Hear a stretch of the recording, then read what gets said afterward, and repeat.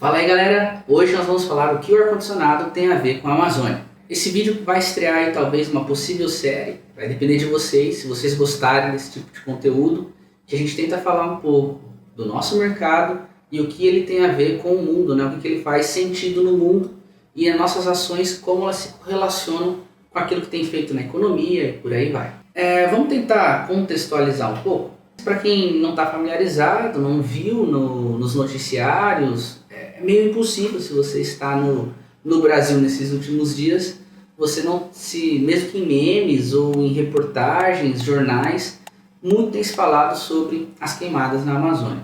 E o grande motivo deles, tirando a parte dos incêndios clandestinos, né, realmente aquela parte que cabe ao governo decidir como eles vão resolver essa questão, nós temos uma causa natural. O que acontece?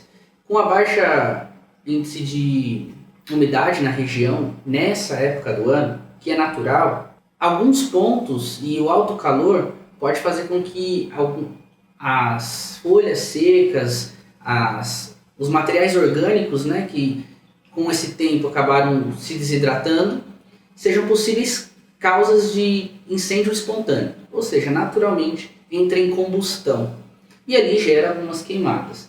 Isso é um processo natural, não é algo feito pelo homem, mas ele tem sido sim intensificado pelo homem. E isso é o nosso objetivo de nós conversarmos um pouco sobre isso. Henrique, tá, mas o que isso agora tem a ver com o ar? Como isso se correlaciona? Um dos motivos que eu quero apontar, o primeiro ponto, ele vem a respeito do consumo de energia. Por quê? No Brasil, a gente pode se considerar privilegiado, devido aos altos índices hidráulicos, né, que nós temos como rios, várias cachoeiras que foram feitas barragens, né, e dali saíram as hidrelétricas. E a nossa matriz energética, de acordo com a ANEEL, ela passa de 80% com fontes renováveis. Ou seja, nós quando consumimos energia no Brasil, pouco agredimos o ambiente como em outros países que usam a sua matriz energética primária, geralmente são termoelétricas que usam como combustível principal o carvão. E é um sistema de obtenção de energia altamente poluidor. No Brasil nós temos algumas vantagens nesse quesito. Por isso que a gente, em vários produtos, se fala muito sobre a classificação energética, né? No Brasil, pouco se fala o que isso acarreta para o meio ambiente. Simplesmente se traz no quesito custo. O quanto isso vai te trazer de benefícios a longo prazo em redução do custo da energia paga. Então, se você paga um produto mais caro, mas ele é mais eficiente, o quanto que isso vai trazer de retorno ao longo do tempo. Mas no mundo, uma outra variável muito dita e muito propagada é também não somente o quanto que ele reduz na minha conta de luz, mas sim o quanto que ele reduz das emissões. Porque lá existem várias leis na Europa, quanto nos Estados Unidos, Japão, que são bastante rigorosas. Não porque vai economizar no dinheiro, né, no bolso, pelo custo pago pela energia, mas sim pelo benefício que vai trazer em não poluir o meio ambiente. Porque é uma escadinha, né? Se você gasta mais energia, automaticamente você precisa de mais termoelétricas. Se você precisa de mais termoelétricas, você queima mais carvão. E nesses países não tem muito onde fugir. Por isso que a energia solar, a energia eólica e outros tipos de energia obtidos por fontes renováveis, eles têm crescido no mundo e têm sido muito divulgados. Por isso que a maioria dos fabricantes vai atuar para que os seus produtos sejam cada vez mais eficientes. Não somente pelo fato do bolso, né? Porque nem sempre essa conta é válida. Nem sempre o quanto que ele reduz de consumo de energia é o tanto que ele vai lhe proporcionar de eficiência energética. Às vezes a conta não é equiparável. Ok? Quando nós falamos disso, nós podemos dizer que mesmo o Brasil, sendo um país que tem uma vantagem energética nesse sentido, não nos exime da responsabilidade de também consumir menos. Porque apesar das hidrelétricas ser consideradas fontes renováveis, nós sabemos que existe um grande impacto ambiental causado para criar uma hidrelétrica. Para ser criada, existe uma grande barragem, existe um problema em toda a ecologia local que o homem modifica.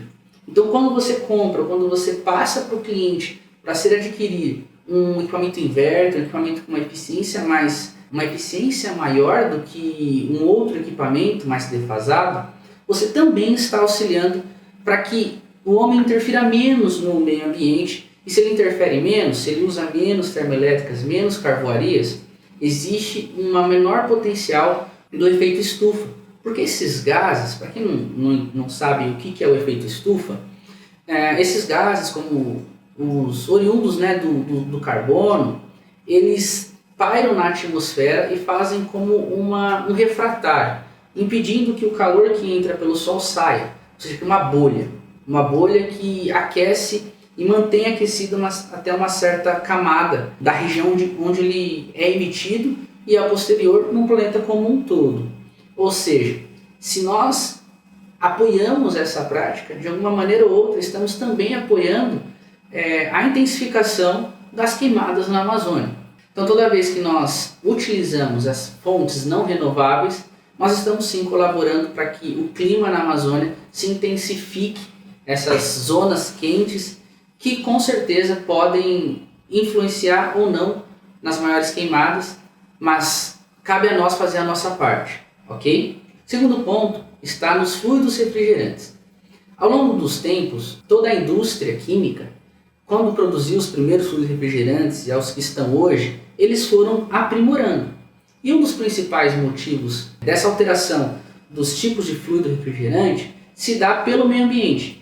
Porque se fosse dizer em termos de eficiência, tem alguns fluidos refrigerantes que são bem antigos, que em termos térmicos ele seria mais eficiente do que os modernos. Só que eles são bem mais agressores ao meio ambiente. Tem dois parâmetros principais que mais se falam sobre quando você quer classificar um fluido refrigerante em termos de nocividade ao meio ambiente. Um deles vamos agora a uma tabelinha. Essa tabela é a tabela de um fabricante, uma indústria química, a Linde, e ela descreve aqui diversos fluidos refrigerantes. E tem duas tabelas principais, duas colunas principais. Uma é a ODP e o outro é o GWP. O ODP ele vai dizer qual é o impacto desse fluido refrigerante na camada de ozônio, aquela camada que envolve o planeta, que nos permite a vida. Beleza? E o GWP é um parâmetro que diz o quanto que ele acentua o efeito estufa. Beleza? Nós vimos que praticamente inexiste hoje, ou tem pouquinhos fabricantes que ainda trazem o R22 nos produtos novos.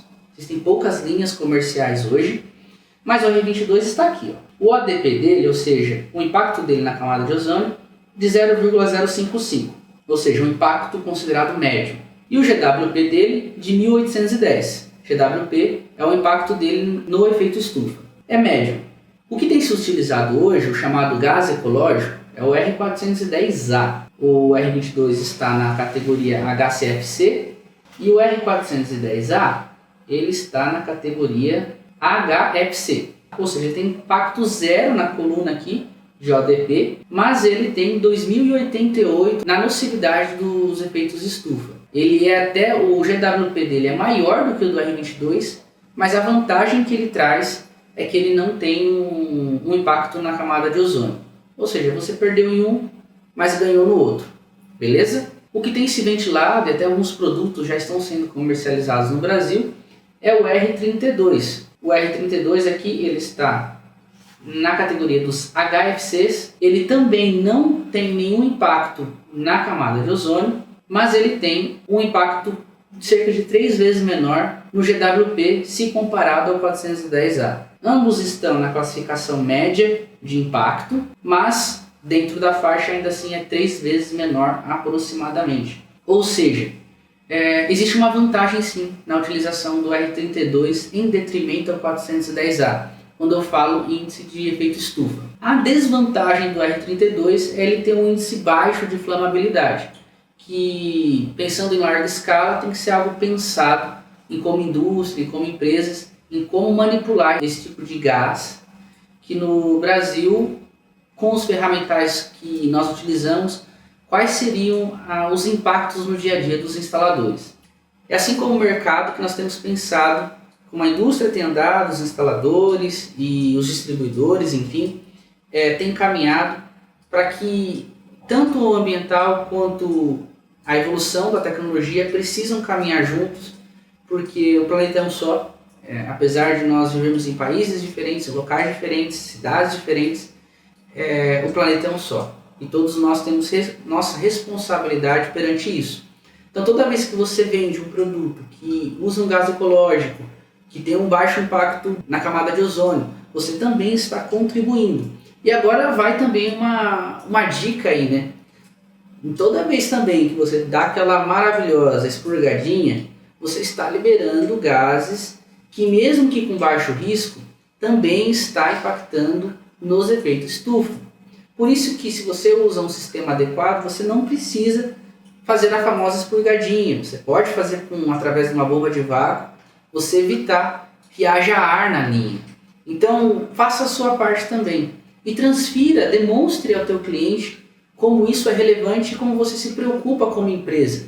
Eu sei que no Brasil é muito complicado nós reciclarmos, então pegar uma recolhedora e reciclar o gás que está na linha, mas de alguma maneira podemos ajudar naquilo que for possível, que fazer sentido dentro da sua região, da sua realidade, faça, porque a Amazônia está clamando, beleza, gente?